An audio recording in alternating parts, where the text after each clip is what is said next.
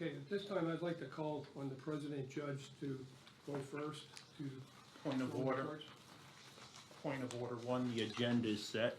Two, second point of order, according to Senate Bill 554, signed by the governor on August 2021 in regards to notification of agency business to be considered.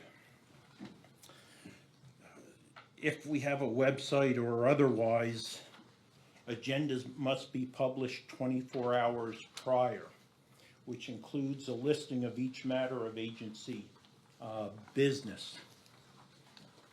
The fact is, the agenda that was posted failed to include the exhibits, which were a critical and essential part, and but for all intent and purposes, part of the agenda. The preponderance of the motions on the agenda, 37 of 55, include detailed information that is provided to the public for review. It is only reasonable that the motions that indicate per exhibit should likewise be available to the public 24 hours prior, as precedence is set that the exhibit information is inherent to the agenda. When was that passed? That was August 2021. We're all familiar with that, and actually our own actions preceded that. So, last year, it wasn't done last year in 2021 for that year. If it was passed in August for 21, it was not done. Right, we failed to comply with Act 554 as signed by the governor. I don't. Well, if I may interject, the act that you're referring to does say that the agency shall post the agenda, which includes a listing of each matter of the agency business, which may or will be or may be the subject of deliberation of official action at the meeting.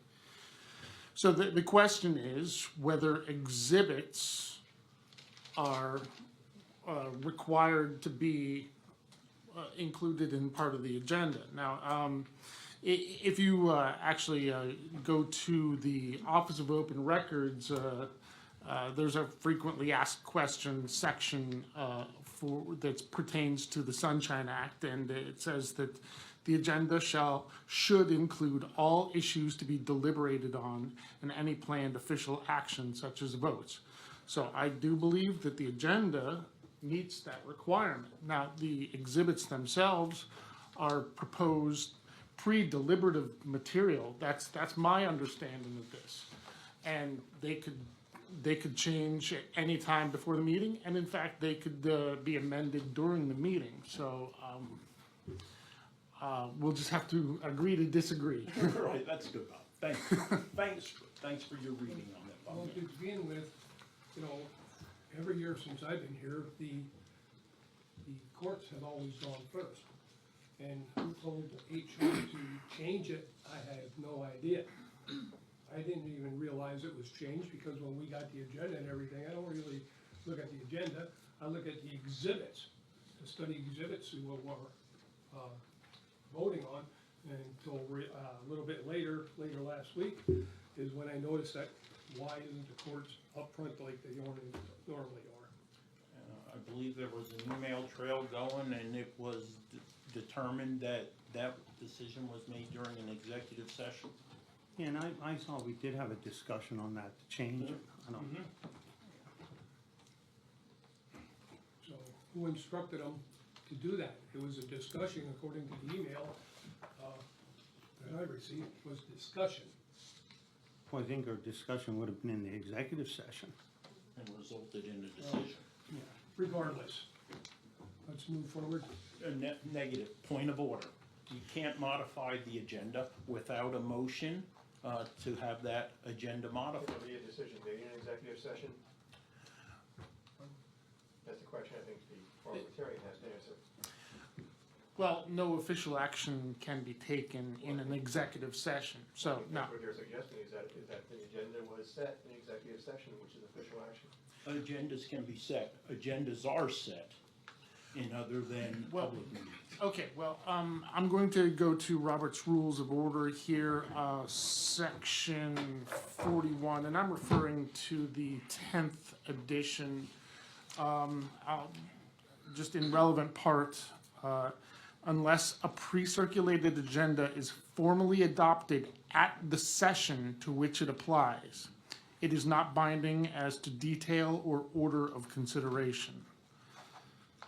So what would have been the reason to begin with to move the courts to the end? Give me a good reason why you wanted that to occur. I don't know if it would have been because we figured it might have taken longer and just given them the precedence to come in and leave, you know, instead of, I mean, I don't know. I mean, that's how I think it was done in the past. But I don't know what the issues are here because there's one motion made and all the other ones have several motions, which is under this, what is it, appendix, whatever, what do we have for them? Or exhibit. So I don't know, did it look like it was less there than what the other ones were? I mean, and like I said, it was in the past, and I think I live in the present. I don't live in the past. Your reason? If I supported that particular agenda arrangement, it was for strategic reasons, which a part of my strategy, which I would not divulge as I work towards supporting the best interests of the citizens of Carbon County. That's exactly what I wanted to hear. Let's move forward, Your Honor. Point of order. Then how is the agenda I'll going make to a be laid motion out? to amend the agenda to move the courts up to, number 5. I'll second that. Mr. Severcek? Yes. Mr. Arner? No. Mr. Lukasevich? No. Mr. Notstein? Yes. Motion fails. Okay. Any comments, Your Honor? Well, I'm not as conversant with Robert's Rules of Order as Attorney Crickman as he apparently has in front of him. I was always under the belief that the chairman sets the agenda initially. I don't know if it's part of the formal decision. I think Attorney Crickman mentioned that it had to be set formally at the meeting.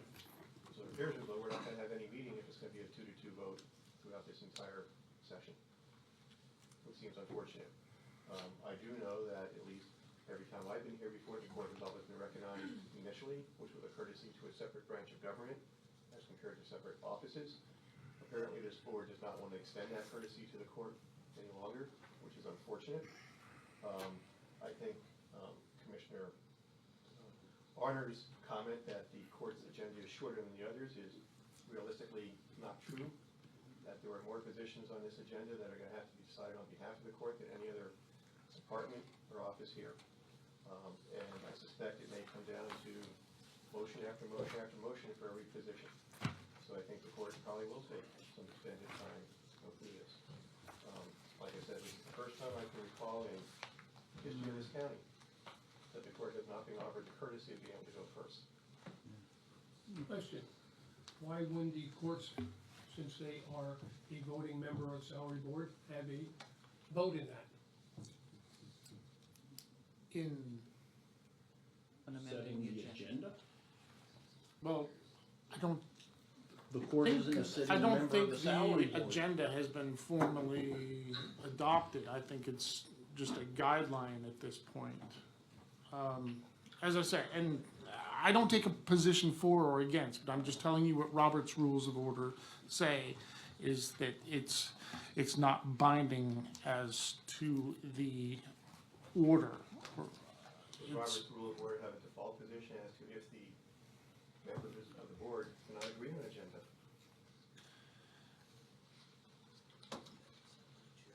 Which appears to be where it's going. I honestly, at this point, I don't know if it's just chairman's privilege or if that requires a formal motion. That's something that I would have to research.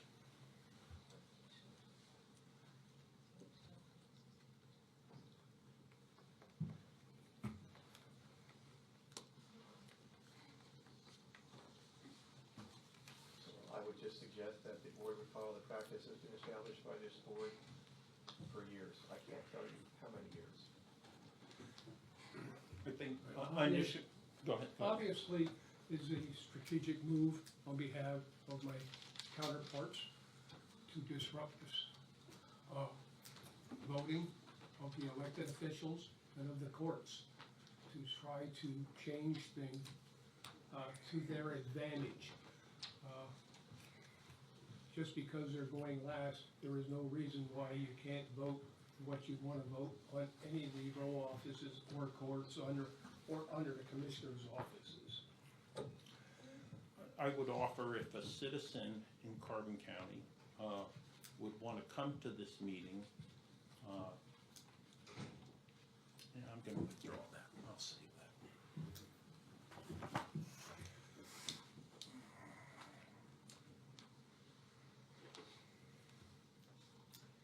So I believe at this point, it comes down to the parliamentarian's decision as to whether Robert's Rule of Order, in the face of a deadlock, permits the chairman to set the agenda for the meeting.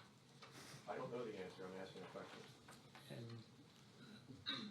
as we sit here right now, I do not know the answer. That's certainly something I could look at, but,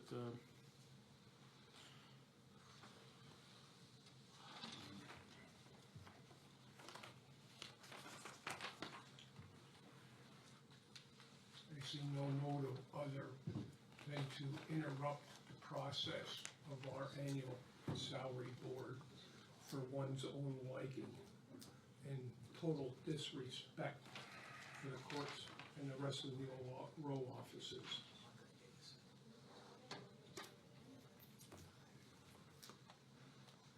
I'd like to move forward with the courts. Well, I'd like to move forward too, but I don't want to have someone question the entire validity of the meeting. Well, I think we need the parliamentarian I to think rule. that- I agree, yeah. And so, I'd make a recommendation, okay, now I'm looking at section 41 regarding organizations and meetings in which adoption of an agenda is customary. It is customary to adopt an agenda or program for each session in organizations whose business sessions are separated by more than a quarterly time interval. And at conventions and other sessions which may last for several days. So it doesn't appear that the agenda must be formally adopted under these circumstances, since this is a board that meets monthly. Again, I have no motive here. I'm just reading directly from Robert's rules. So So does the interpretation appear to be then that the chairman sets the agenda for the meeting when they meet monthly? that's the only implication that I can take from this. So then if it's okay with the chairman, I would go first. We will move forward with the courts. Okay, thank you.